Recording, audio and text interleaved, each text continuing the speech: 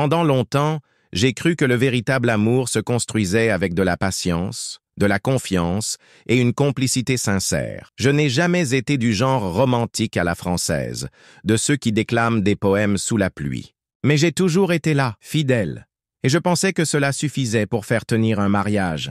Manon a été la première femme dont je suis vraiment tombé amoureux. Je l'ai rencontrée lors d'une fête de fin d'année organisée par des collègues de travail. Elle était magnifique, dans une robe simple mais élégante, et parlait avec un calme qui m'a captivé dès le premier instant. Je m'appelle Alexandre, j'ai 36 ans et je vis à Toulouse, dans le sud de la France. Je travaille comme technicien informatique dans une petite entreprise au centre-ville. Quand nous nous sommes rencontrés, je vivais seul dans un petit studio et je pensais que ma vie était plus ou moins en ordre. Mais il a suffi de quelques mois avec Manon pour que je veuille tout partager avec elle. En moins d'1 an, nous vivions déjà dans un appartement plus grand. Le début était intense et magnifique. Nos conversations duraient des heures, la connexion était naturelle, et l'intimité était incroyable. On se comprenait sans effort, et même dans les moments difficiles, on trouvait toujours un moyen de se retrouver, de se recentrer. Mais avec le temps, quelque chose a changé. Ça n'est pas arrivé d'un coup. Ce furent de petites fissures qui se sont propagées jusqu'à devenir un gouffre. D'abord, les conversations se sont raréfiées. Puis, les gestes tendres sont devenus rares, jusqu'à ce que, sans que je m'en rende vraiment compte, Manon commence à éviter toute forme de proximité. L'intimité, autrefois constante et authentique, a tout simplement disparu. Au début, j'ai essayé de ne pas y prêter trop d'attention. Je me suis dit que c'était une phase peut-être liée au stress de son travail, qui était toujours exigeant. Manon était infirmière. À l'hôpital de Purpan, elle enchaînait de longs quarts et rentrait épuisée. Quand elle disait qu'elle était trop fatiguée, je comprenais. Quand elle évoquait un mal de tête, je respectais. Je ne voulais pas insister. Je voulais juste qu'elle se sente bien avec moi. Mais les mois ont passé et rien ne changeait.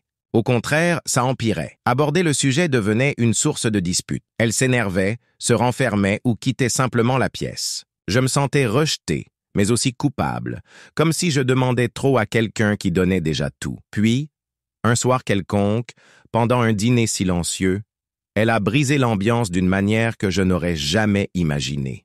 On mangeait des pâtes et je racontais sans grand enthousiasme ma journée au bureau. Au milieu de ma phrase, elle m'a interrompu. Je pense qu'on devrait avoir un enfant. C'était comme si le monde s'était tu. Je me suis figé. Je l'ai regardé, attendant un signe de plaisanterie. Un sourire ironique, n'importe quoi. Mais elle a continué à fixer son assiette, mangeant comme si elle venait de demander où était le sel. Cette phrase m'a frappé comme un coup de poing. Ça n'avait aucun sens. Elle refusait toute intimité depuis des mois. Et là, d'un coup, elle voulait un enfant à ce moment-là. Quelque chose s'est allumé en moi. Un mélange de confusion, d'alerte et de peur. Oui, j'ai eu peur. Peur d'être manipulé. Peur de vivre aux côtés de quelqu'un qui n'était plus la personne que je pensais connaître. La soirée s'est poursuivie comme si de rien n'était. Elle est allée prendre sa douche, s'est couchée tôt, disant qu'elle était épuisée. Et moi, je suis resté là, assis sur le canapé, la tête en vrac. J'ai repensé à tout ce qu'on avait vécu, à comment les choses étaient avant. J'ai essayé de me convaincre que c'était peut-être une tentative pour nous rapprocher, pour donner un nouveau sens à notre relation. Mais pourquoi maintenant? Pourquoi à un moment où on se regardait à peine dans les yeux? À partir de ce jour, quelque chose en moi a changé. Je n'ai rien dit, je n'ai pas confronté, mais j'ai commencé à observer plus attentivement. Ses horaires ont commencé à me sembler bizarres. Avant, elle partait pour l'hôpital à 7 heures et rentrait vers 6 heures. Maintenant, elle partait plus tôt et rentrait plus tard. Elle parlait de garde supplémentaire. Et je voulais y croire. J'essayais. Mais ce qui me troublait le plus, c'était son téléphone. Manon n'avait jamais été du genre accro à son portable. Elle le laissait traîner partout, déverrouillé, sans s'en soucier. Mais là, il était toujours à portée, de main. Des vibrations rapides, des regards furtifs, des réponses courtes. Quand je m'approchais, elle le posait de côté. C'était subtil mais constant. Ma tête tournait sans arrêt. Parfois, je me sentais paranoïaque. D'autres fois, je me trouvais idiot de ne pas avoir vu plus tôt. Un après-midi, je suis rentré plus tôt du travail et j'ai remarqué quelque chose d'étrange dans la chambre. Une odeur qui n'était pas la sienne. un parfum doux, floral, léger, totalement différent de l'arôme boisé que Manon portait habituellement. Mon estomac s'est retourné. Je suis allé dans la chambre où sa blouse préférée était accrochée au dossier de la chaise. Je l'ai rapprochée de mon visage. L'odeur était là, forte, présente et totalement étrangère à notre maison. Je n'ai rien dit ce soir-là. Après ce jour, mon esprit est devenu un chaos. Chaque mot d'elle, chaque geste, jusqu'aux détails du quotidien, tout m'atteignait davantage. Avant, je pensais que j'étais juste insécure. Peut-être que j'exagérais, mais maintenant, c'était comme si je m'étais réveillé d'un rêve. Ce n'était pas juste de la fatigue, pas juste le travail. Dans les jours qui ont suivi, j'ai essayé d'agir normalement, de faire semblant que tout allait bien, mais à l'intérieur, je perdais l'équilibre. J'ai commencé à partir plus tard au travail juste pour observer ses mouvements le matin. Elle était déjà maquillée et coiffée avant même que je me lève. Elle disait qu'elle avait des réunions tôt, des gardes urgentes, mais sa façon de parler semblait répétée, presque apprise par cœur. Elle évitait de me regarder dans les yeux. Quand elle rentrait, elle passait devant moi sans s'arrêter, comme si vivre ensemble était devenu une simple formalité qu'elle devait remplir. J'essayais d'engager la conversation, de demander comment s'était passée sa journée, mais j'avais toujours les mêmes réponses. Tout va bien, c'était intense, je suis fatigué, rien de plus. Et quand j'abordais un sujet plus intime, elle changeait de sujet, prenait son téléphone ou disait qu'elle avait besoin de repos. J'avais l'impression de vivre avec une étrangère. Une femme qui, il y a encore peu, était celle en qui j'avais le plus confiance au monde. Une nuit, après qu'elle s'est endormie, je me suis assis par terre dans la salle de bain, la tête contre le mur. Tout était silencieux. Mais à l'intérieur, tout hurlait. Je ne comprenais pas comment quelqu'un pouvait se détacher aussi facilement d'une autre personne. J'ai repensé à tout ce qu'on avait fait ensemble. Les voyages, les projets, les nuits blanches quand elle rentrait épuisée de ses gardes et que je restais éveillé juste pour lui donner un baiser avant qu'elle dorme. Tout ça semblait maintenant jetable. Je me suis demandé si elle avait cessé de m'aimer depuis longtemps et attendait juste le bon moment pour partir. Et puis une question m'a hanté pendant des jours. Était-elle déjà avec quelqu'un d'autre? Accepter cette possibilité était dur, mais tout autour de moi semblait y pointer. L'odeur de parfum qui n'était pas le sien, les changements dans sa routine, le téléphone toujours à portée de main. Et maintenant, cette idée soudaine de vouloir un enfant. Tout était décalé.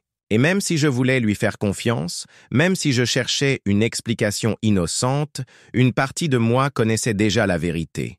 Je refusais juste de la voir. Mais le pire, c'était le silence. Son silence. Le mien. Celui de la maison. On était ensemble par simple inertie. Comme deux corps partageant le même espace physique, mais dont les âmes avaient déjà pris des chemins différents. Un dimanche après-midi, alors qu'elle disait aller au marché, je l'ai observée depuis la fenêtre de notre appartement, au 3e étage. Elle est sortie bien habillée, les cheveux attachés comme elle le faisait pour des occasions spéciales. Elle est montée dans une voiture que je n'avais jamais vue. Même sans voir le conducteur, mon cœur s'est serré, comme si on m'arrachait quelque chose. J'ai passé l'après-midi en silence, essayant de ne pas craquer. Quand elle est revenue, je lui ai demandé si elle avait trouvé tout ce qu'elle cherchait. Elle a répondu avec un sourire forcé, disant que oui, que le marché était bondé. J'ai regardé les sacs. Quelques fruits, des yaourts, du pain, tout semblait normal. Mais plus rien ne l'était. Cette nuit-là, je me suis couché de l'autre côté du lit, les yeux ouverts fixant le mur, et j'ai ressenti une des douleurs les plus intenses de ma vie. Pas physique. C'était le poids d'un abandon silencieux, une douleur qu'on ne crie pas, mais qui vous vide peu à peu. Et pourtant, je ne l'ai pas encore confrontée. J'avais besoin de plus que des soupçons, plus que des ressentis. J'avais besoin de la vérité. C'est là que j'ai décidé de découvrir ce qu'elle cachait. Peu importe le prix. Dans les jours qui ont suivi, je suis entré dans un état que je n'avais jamais connu auparavant. J'étais là, mais pas vraiment. Je remplissais mes obligations, j'allais au travail, je souriais machinalement à mes collègues, mais à l'intérieur, tout s'effondrait. Je me sentais comme un fantôme dans ma propre vie. J'ai commencé à scruter chaque détail du comportement de Manon. Si elle mettait du temps à répondre à un message, je le remarquais. Si elle se changeait pour sortir et mettait du parfum, je le notais. Si elle passait plus de temps que d'habitude dans la salle de bain, mon esprit inventait 1000 scénarios. Jusqu'à ce qu'un jour, Quelque chose de banal en apparence change tout. Je suis rentré plus tôt à la maison à cause d'une panne, des serveurs au boulot. Je voulais me reposer, me changer les idées. Mais en entrant, j'ai senti une odeur différente dans l'air. Un parfum doux, floral, très marqué. Et ce n'était clairement pas celui que Manon portait d'habitude. Mon cœur s'est mis à battre plus fort.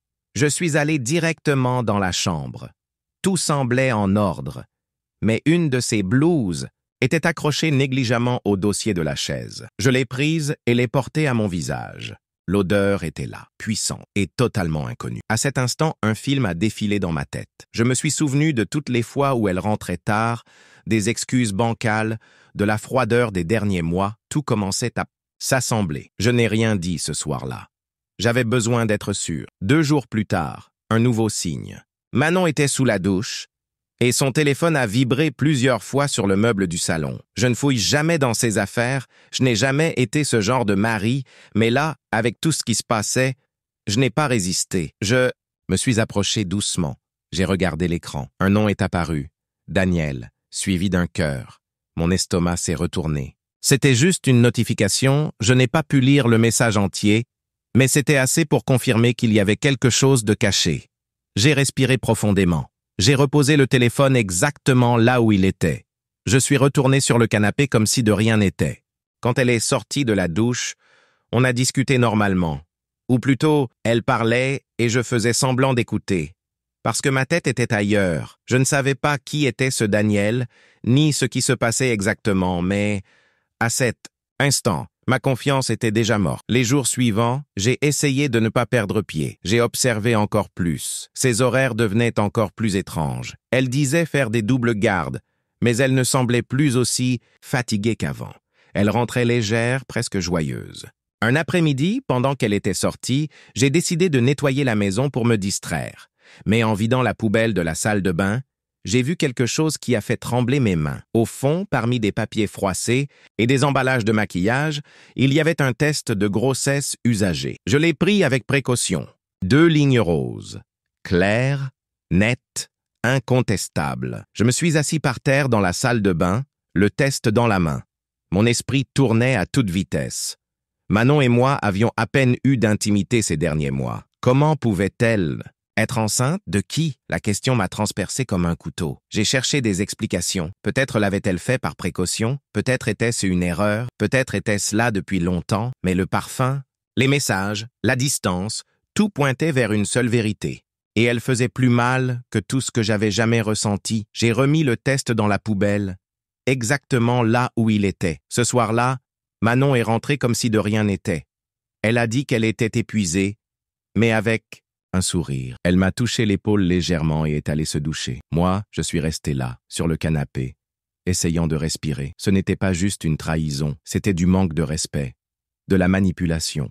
Et le fait qu'elle était peut-être sur le point de m'utiliser pour cacher une grossesse d'un autre homme, pourtant, je suis resté silencieux. J'avais besoin de plus. Je voulais toute la vérité, quelque chose qui me permettrait de la regarder dans les yeux et de tout arrêter sans qu'elle puisse nier. Et puis un autre détail a surgi. En cherchant un reçu dans le bureau, je suis tombé sur une enveloppe froissée. Elle venait d'une clinique de fertilité à Montaudran. Mon cœur s'est accéléré. Je l'ai ouverte, les mains tremblantes. À l'intérieur, un rendez-vous récent et un reçu de consultation. Au verso, une phrase écrite à la main. « Tout va bien se passer, fais-moi confiance ». Ce n'était pas l'écriture de Manon, et ça m'a complètement brisé. Cette nuit-là, je n'ai pas dormi. Je l'ai regardée dans le lit, comme si j'étais à côté d'une parfaite inconnue. Je ne savais pas ce qui faisait le plus mal.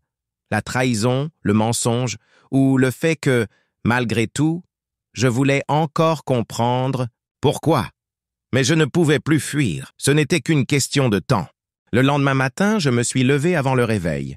La maison était silencieuse, et le ciel encore sombre dehors reflétait parfaitement ce que je ressentais. J'ai préparé le café comme d'habitude, mais je n'ai pas pu en boire. Ma gorge était nouée, mon esprit lourd. Je n'étais plus l'homme qui encaissait tout en silence. J'avais besoin de réponses, et tout de suite.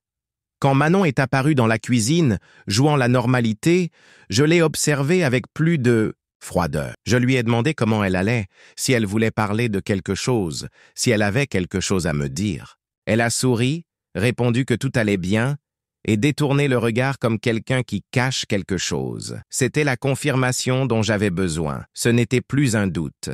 C'était une certitude. Pendant qu'elle se préparait, pour partir, je me suis assis sur le canapé et j'ai observé sa façon de se déplacer dans la maison, comme si elle en était la maîtresse tout en étant une invitée qui me reconnaissait à peine. J'ai attendu qu'elle sorte, j'ai fermé la porte et je suis resté immobile quelques secondes, fixant le vide. Pour la première fois depuis le début, j'ai senti que je ne pouvais plus continuer comme ça. J'ai pris son téléphone, qu'elle avait oublié dans sa précipitation. Je savais que c'était mal. Mais à ce moment-là, le bien et le mal m'importaient peu. J'ai ouvert WhatsApp et cherché Daniel. Le nom était là, avec une photo d'un homme souriant, accompagné de 2 enfants et d'une femme. Au début, j'ai pensé que ça pouvait être un frère, peut-être quelqu'un de sa famille, mais quelque chose dans cette image me dérangeait. J'ai copié le numéro et l'ai enregistré sur mon téléphone. Avec mon propre portable, j'ai cherché sur les réseaux sociaux. En moins de 2 minutes, je l'ai trouvé. Son profil était public et les mêmes personnes étaient là. La femme était son épouse. J'ai lu des commentaires de félicitations pour leur anniversaire, de mariage, vu des photos de voyage, de fêtes d'enfants, tout. Plus je regardais, plus la colère montait en moi. Daniel ne se contentait pas d'être impliqué avec ma femme.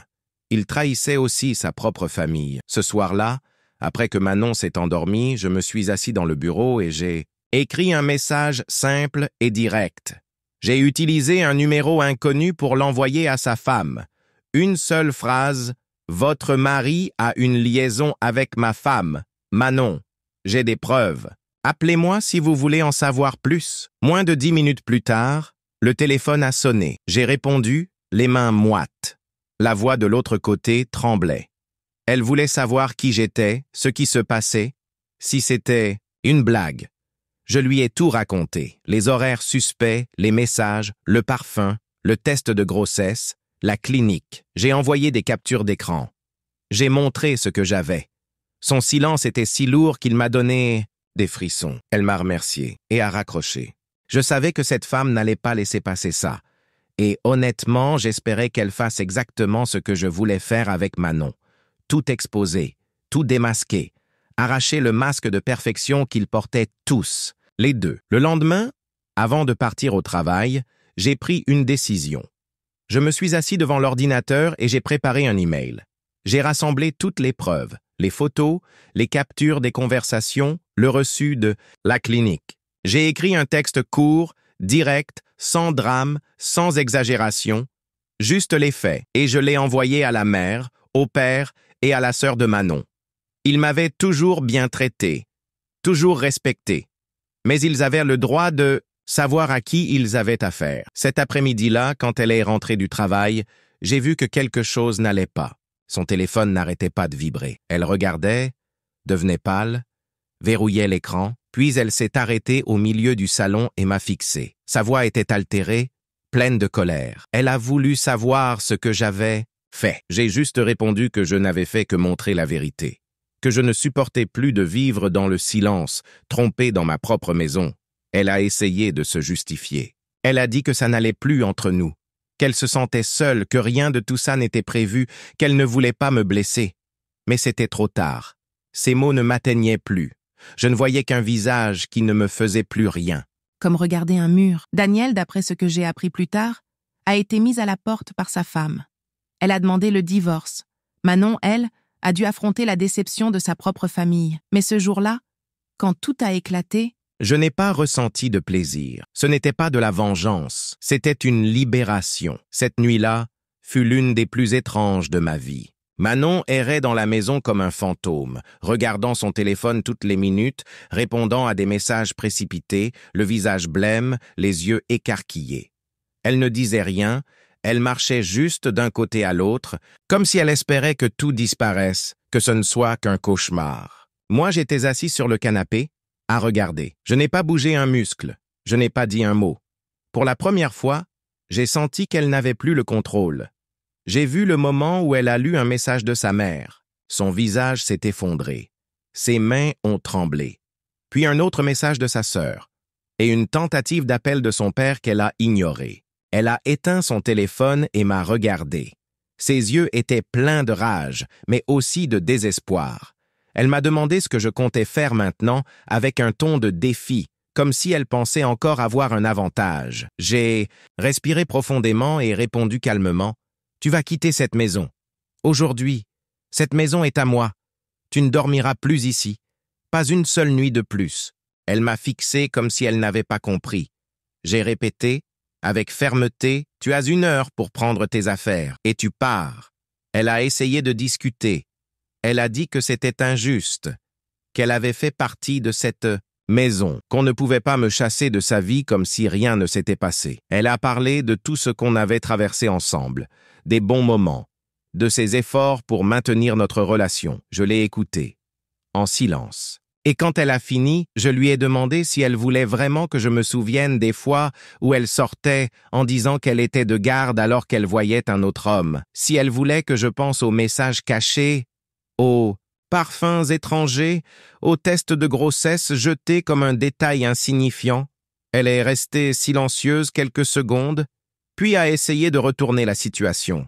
Elle m'a accusé d'avoir tout révélé à sa famille. Elle a dit que je l'avais humiliée, que je n'avais pas le droit. Mais à ce moment-là, plus rien ne me touchait. J'étais calme. Et elle était en état de choc parce que, pour la première fois, c'était elle qui perdait le contrôle.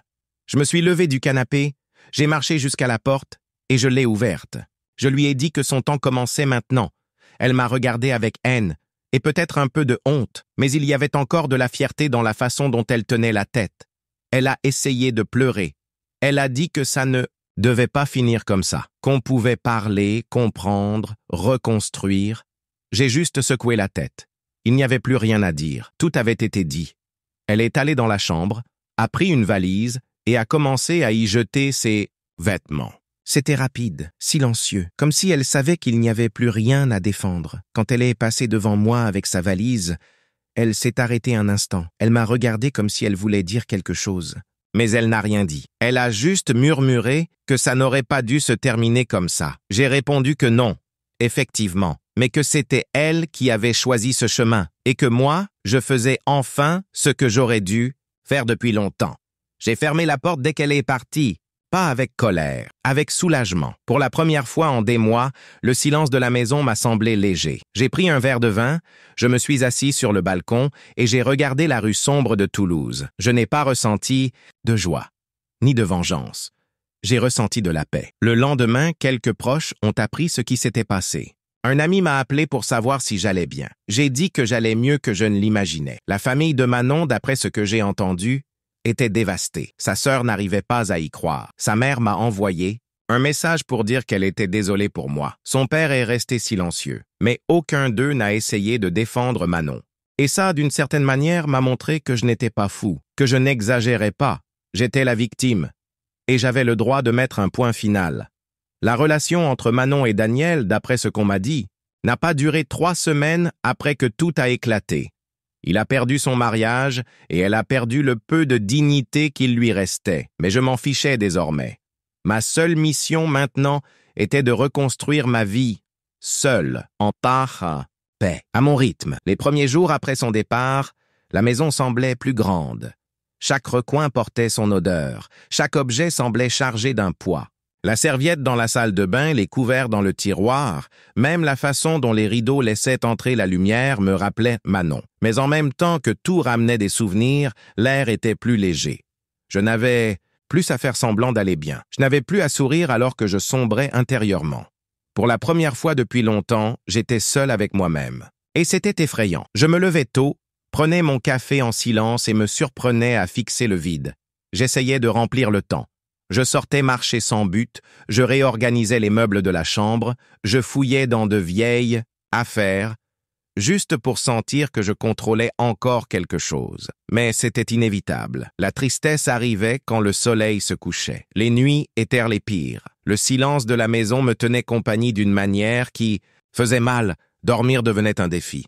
Je me retrouvais à fixer le plafond pendant des heures, à revivre tout ce qui s'était passé. Je me demandais ce que j'aurais pu faire différemment, si j'avais manqué quelque chose, si la faute m'incombait aussi. Mais peu à peu, au fil des jours, quelque chose en moi a commencé à changer. Ce n'était pas soudain. C'était comme une brise légère entrant par la fenêtre, presque imperceptible. Mais c'était là. J'ai commencé à me souvenir de qui j'étais avant tout ça. Avant la relation, avant les trahisons, avant la douleur. Un jour, en fouillant dans le placard où je rangeais de vieilles affaires, j'ai retrouvé ma guitare. Elle était poussiéreuse, reléguée au fond, oubliée. J'ai ressenti une étrange nostalgie. Je me suis assis par terre dans le salon et j'ai joué quelques notes. Mes doigts étaient raides, maladroits. Mais le son, même imparfait, m'a ramené une sensation que je n'avais pas ressentie depuis des années. C'était comme retrouver une partie de moi qui s'était perdue. À partir de là, j'ai joué tous les soirs. Pas pour performer, pour moi, pour ma paix. J'ai aussi repris contact avec des amis que j'avais mis de côté. Des gens qui avaient toujours été là, mais que j'avais éloignés sans m'en rendre compte, engloutis dans la routine du mariage. L'un d'eux m'a proposé de sortir. On est allé dans un petit bar près du centre. C'était simple, avec une lumière tamisée, de la bonne musique et une ambiance calme. Au début, je me sentais décalé, gêné, mais après quelques bières et des rires, j'ai réalisé à quel point ça m'avait manqué. À quel point je m'étais effacé en essayant de sauver une relation déjà morte. J'ai commencé à m'autoriser de petites choses, acheter un nouveau livre, tester une recette différente, prendre soin des plantes du balcon, ranger mon armoire, et chaque petite action était un pas, un signe que je me reconstruisais. Ce n'était ni facile ni rapide. Il y avait encore des jours où le souvenir de Manon me frappait de plein fouet. Des jours où je rêvais d'elle, ou entendais une chanson qui nous avait marqués. Mais au lieu de fuir ça, j'ai appris à l'accepter. La douleur faisait partie du processus. C'était un rappel que j'avais vécu quelque chose qui m'avait transformé, qui m'avait fait mal. Oui, mais qui n'allait pas me définir. Un des moments les plus marquants a été quand j'ai reçu un email sur un événement local, d'escalade en salle. Quelque chose que j'avais toujours voulu essayer, mais que je n'avais jamais fait parce que Manon trouvait ça ennuyeux. Sans trop réfléchir, je me suis inscrit. Je suis arrivé là-bas sans connaître personne. J'étais nerveux, mal à l'aise, mais avec le cœur ouvert. Et là, sur ce mur artificiel, en essayant de garder l'équilibre et en échangeant avec des inconnus, je me suis senti vivant à nouveau, comme si je me redécouvrais, comme si j'apprenais qu'il y avait toute une vie au-delà de cette histoire. J'ai aussi planifié un voyage, tout seul, sans avoir à me justifier, sans attendre l'avis de quiconque. Je suis parti dans une petite ville côtière du sud-ouest de la France. J'ai marché dans des ruelles pavées, mangé dans des restaurants familiaux, passé des heures à regarder la mer. Je me suis déconnecté de tout. J'ai pris le strict nécessaire et je me suis reconnecté à moi-même. Ce n'était pas une révélation éclatante. C'était plutôt comme une plongée calme, une rencontre silencieuse avec ma propre compagnie. Peu à peu, j'ai compris que je n'avais pas besoin de grands gestes pour guérir. Juste de me respecter, de m'écouter, de me mettre en priorité. J'ai réalisé que, pendant longtemps, je m'étais perdu de vue. Je m'étais annulé pour maintenir quelque chose qui n'existait plus. Et maintenant, tout ce que je voulais, c'était ne plus jamais me perdre. Je ne vais pas mentir en disant que ça a été facile. Ça ne l'a pas été. Découvrir que la personne en qui vous aviez le plus confiance vous a trahi de manière aussi froide et silencieuse.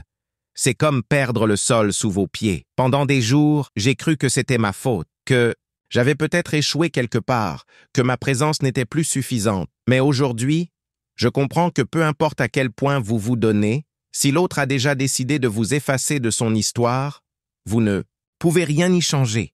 La trahison de Manon n'était pas seulement physique, elle était émotionnelle. C'était une rupture de tout ce qu'on avait bâti. Et ce qui m'a le plus marqué, c'est qu'elle n'a montré aucun vrai remords. Tout ce qu'elle a ressenti quand la vérité a éclaté, c'était de la honte d'être exposée, pas de la culpabilité pour ce qu'elle m'avait fait, et ça en dit long. Mais d'une certaine manière, je suis reconnaissant que tout ça soit arrivé, parce que c'est à travers la douleur que je me suis retrouvé. J'ai redécouvert des choses enfouies, oubliées. J'ai renoué avec des amis. Je me suis ouvert à de nouvelles expériences. J'ai repris des activités qui me faisaient plaisir. Et surtout, j'ai appris à être bien seul. Je n'aurais jamais imaginé qu'une séparation puisse me rendre aussi fort. J'ai appris à ne pas accepter moins que ce que je mérite, à poser des limites, à dire non, à reconnaître quand quelqu'un ment, même avec un sourire doux. J'ai appris à m'écouter, à respecter mes sentiments, à ne plus laisser personne m'effacer. Aujourd'hui, la maison est différente. Il reste des traces de ce qu'on a été, c'est vrai, mais ces traces ne font plus mal. Elles me rappellent ce que j'ai surmonté. Elles me montrent à quel point j'ai grandi since, que tout s'est écroulé. Parfois, je rêve encore d'elle. Parfois, je me réveille en repensant à des moments heureux, et c'est OK. Ce sont des souvenirs. Ils font partie de mon histoire, mais ils ne définissent pas qui je suis maintenant. Peut-être que vous essayez de comprendre pourquoi quelqu'un que vous aimez vous a tourné le dos. Mon seul conseil, c'est celui-ci. N'ayez pas peur de recommencer. Même si ça fait mal, même si ça semble la fin du monde. Un jour, vous réaliserez que vous méritiez bien plus que ce que vous acceptiez par peur de perdre. Et quand ce jour viendra, vous vous regarderez dans le miroir et vous reconnaîtrez à nouveau. Et ça n'a pas de prix. Laissez un commentaire ci-dessous pour me dire ce que vous en pensez et merci d'avoir lu jusqu'au bout.